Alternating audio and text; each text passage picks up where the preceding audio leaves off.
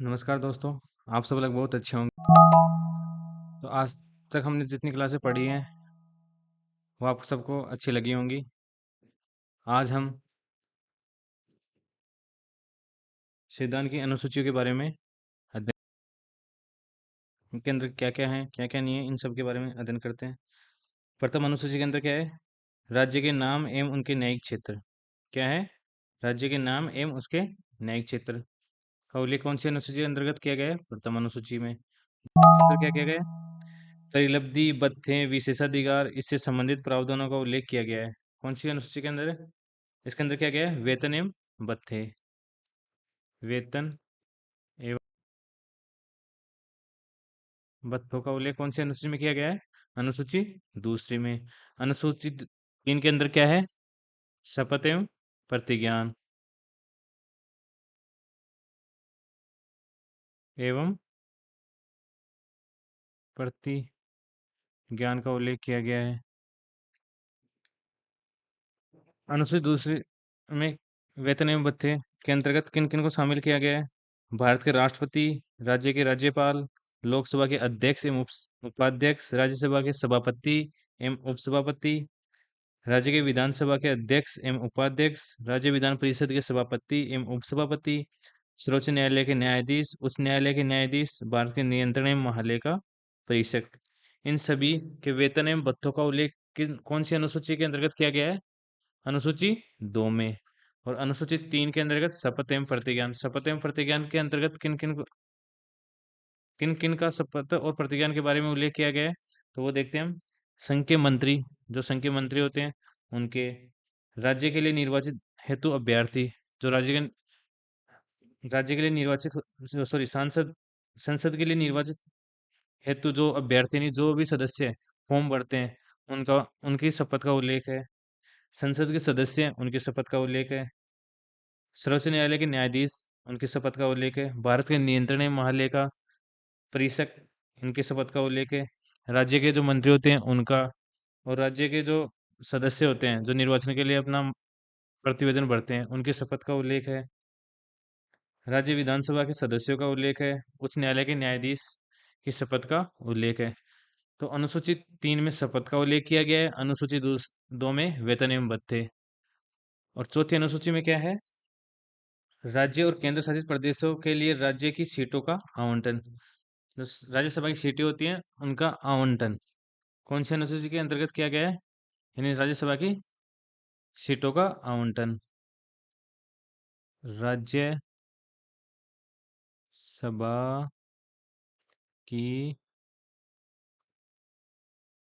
सीटों का आवंटन कौन सी अनुसूची में किया गया है? चौथी अनुसूची में। पांचवी अनुसूची के अंदर क्या आता है? अनुसूचित जाति एवं जनजाति के प्रशासन एवं नियंत्रण से संबंधित उपबंध का उल्लेख कौन सी अनुसूची में किया गया है? पांचवी अनुसूची में। अनुसूचित जाति एवं जनजाति, क्या अनुसूचित जाति एवं जनजाति के प्रशासन एवं नियंत्रण के बारे में उपबंध किया गया है? कौन सी अनुसूची में? पांचवी अनुसूची में।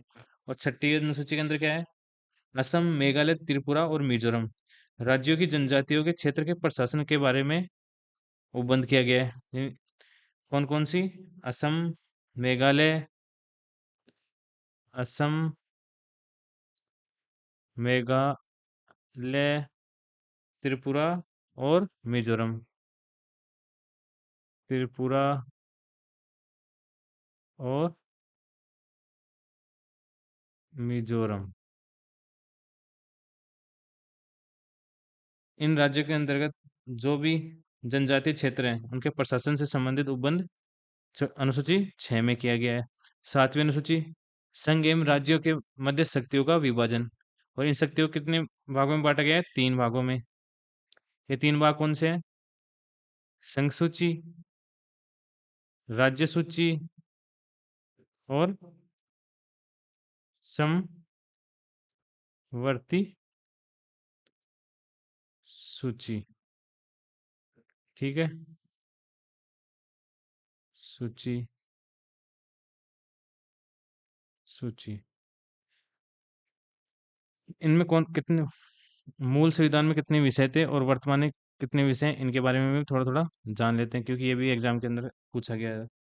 तो संघ सूची में मूल मूल में कितने थे?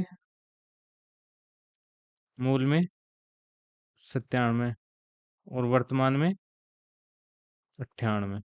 ठीक है, याद रखना, ये क्वेश्चन पूछे जाते हैं यहाँ से। और राज्य सूची में कितने विषय थे? 66। और वर्तमान में कितने हैं? 59। यानी इसे 7 विषय को हटा दिया गया है। ठीक है, इनमें से एक विषय यहाँ जोड़ दिया और समवर्ती सूची में जोड़ दिया बाकी विषय को। और समवर्ती सूची में मूल संविधान में कितने थे? 47 विषय थे। और वर्तमान में कितने हैं? 52 विषय। ठीक है, तो ये याद रखना। संघ एवं राज्य क्षेत्र के मध्य शक्तियों का विभाजन कौन सी अनुसूची के अंतर्गत किया गया है? 7वीं अनुसूची में। और 7वीं अनुसूची के अंदर कौन कौन सी अनुसूचियां सूची जोड़ी गई है? संघ सूची, राज्य सूची और समवर्ती सूची। इनके विषय के बारे में मैंने जान लिया है, तो याद रखना। 8वीं अनुसूची के अंतर्गत क्या क्या है? 8वीं अनुसूची में क्या है? कोई बता सकता है?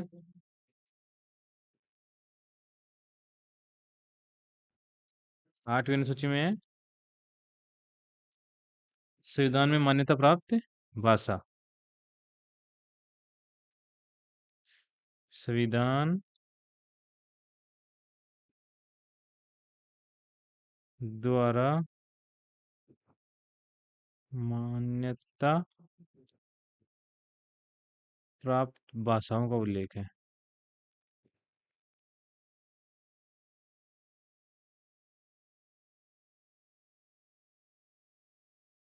ठीक है, तो मूल संविधान में कितनी भाषाएं थी? 14। और वर्तमान में कितनी है? 22 भाषाओं का उल्लेख है। तो कौन सी भाषा कब बाकी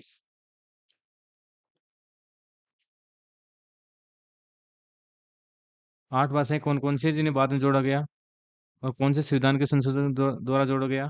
तो वो भी एक बार हम देख लेते हैं। ठीक है, चलो।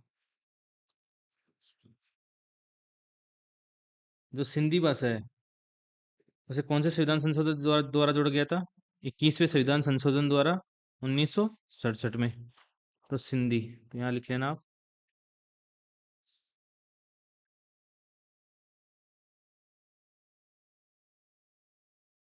सिंधी 21वें संविधान संशोधन के द्वारा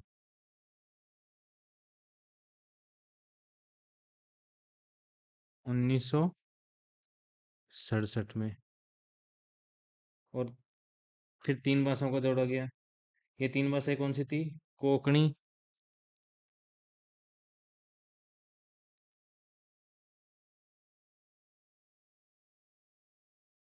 कोंकणी, मणिपुरी,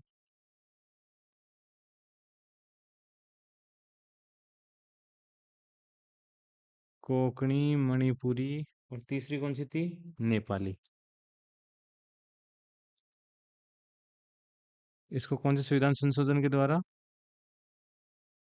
71वें संविधान संशोधन के द्वारा। इन तीनों भाषाओं को कौन से संविधान संशोधन के द्वारा जोड़ा जोड़ा गया था? 71वें। कब? 1992 में। ठीक है, कोंकणी, मणिपुरी और नेपाली को 71वें संविधान संशोधन के द्वारा कब जोड़ा गया था? 1992 में। अब कितनी बच गई? 4। तो उनको भी देख लेते हैं एक बार। 4 भाषाएं कौन कौन सी थी? बोडो,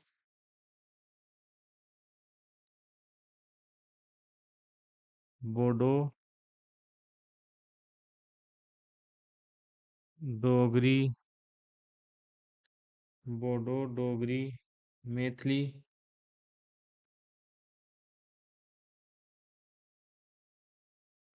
बोडो, डोगरी, मैथिली, और चौथी कौन सी बच गई? संथाली।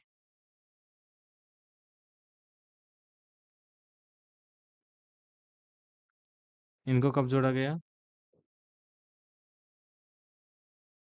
इनको जोड़ा गया 92वें संविधान संशोधन के द्वारा। कब? 2003 में। ठीक है, तो याद रखना इन सभी को। इनसे क्वेश्चन पूछ रहे हैं, सिंधी भाषा को कब जोड़ा गया संविधान में? तो 21वें संविधान संशोधन के द्वारा 1967 में। कोंकणी, मणिपुरी और नेपाली, इसको कब जोड़ा गया? 71वें संविधान संशोधन के द्वारा 1992 में। और बोडो, डोगरी, मैथिली और संताली को कब जोड़ा गया? 92वें संविधान संशोधन के द्वारा 2003 में। और इनका किसमें, कौन सी अनुसूची के अंतर उल्लेख है? अनुसूची 8 में। मूल संविधान में कितनी भाषाएं थी? 14। और वर्तमान में कितनी है? 22 भाषाएं। तो अगली अनुसूची देख लेते हैं आप। अनुसूची 9। अनुसूची 9 के अंतर्गत क्या है? भूमि सुधारों से संबंधित विषयों के बारे में उल्लेख किया गया है। ठीक है, भूमि सुधार से संबंधित मामलों को शामिल किया गया है। तो भूमि सुधार से संबंधित मामलों के विषय कौन सी अनुसूची के अंतर्गत आते हैं? 9वीं अनुसूची के अंतर्गत। तो भूमि सुधार, और इसे कब जोड़ा गया था? क्योंकि मूल संविधान में कितनी अनुसूचियां थी? 8। ये भी देख लेना, यानी 8 अनुसूचियां तो थी मूल संविधान में। फिर 9, 10, 11 और 12 ये अनुसूचियां बाद में जोड़ी गई हैं। तो 9वीं अनुसूची कब जोड़ी गई थी? प्रथम संविधान संशोधन के द्वारा। कब? प्रथम संविधान संशोधन के द्वारा 1951 में। ठीक है, इसके अंदर क्या है? भूमि सुधार से संबंधित मामलों के विषय के बारे में उल्लेख किया गया है। 10वीं अनुसूची क्या है? दल बदल। किससे संबंधित है 10वीं अनुसूची? दल बदल से संबंधित मामले को इसके अंतर्गत शामिल किया गया है। इस अनुसूची को कब जोड़ा गया था? 92वें संविधान संशोधन के द्वारा कब जोड़ा गया था? 1985 में। किसके द्वारा? राजीव गांधी के द्वारा। ठीक है, तो 10 तक अपन देख ली। और 11वीं क्या है? 11वीं के बारे में हम देख लेते हैं थोड़ा सा। 11वीं 11वीं अनुसूची में क्या है? पंचायत की शक्ति, प्राधिकरण, जिम्मेदारियों के विषय के बारे में उल्लेख किया गया है। और इसके अंदर कितने विषय शामिल किए गए हैं? 29। ये किससे? पंचायती राज से संबंधित विषयों के बारे में उल्लेख किया गया है। तो लिख लेते हैं हम यहाँ पे, पंचायती राज। ठीक है, और 12वीं अनुसूची में क्या है? नगर पालिका की शक्तियों के बारे में उल्लेख है। पंचायत के बारे में, पंचायत के विषयों के बारे में उल्लेख किया गया है। कौन सी में? 11वीं में। और 12वीं में कितने विषय शामिल किए गए हैं? 18 विषय। किसमें? नगर पालिका।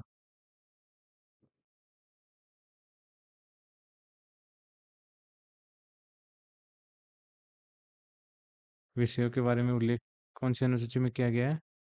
तो 12वीं अनुसूची में। तो हम फटाफट से एक बार इनका रिवाइज कर लेते हैं, रिवीजन कर लेते हैं। अनुसूची 1, संगेम राज्य क्षेत्र।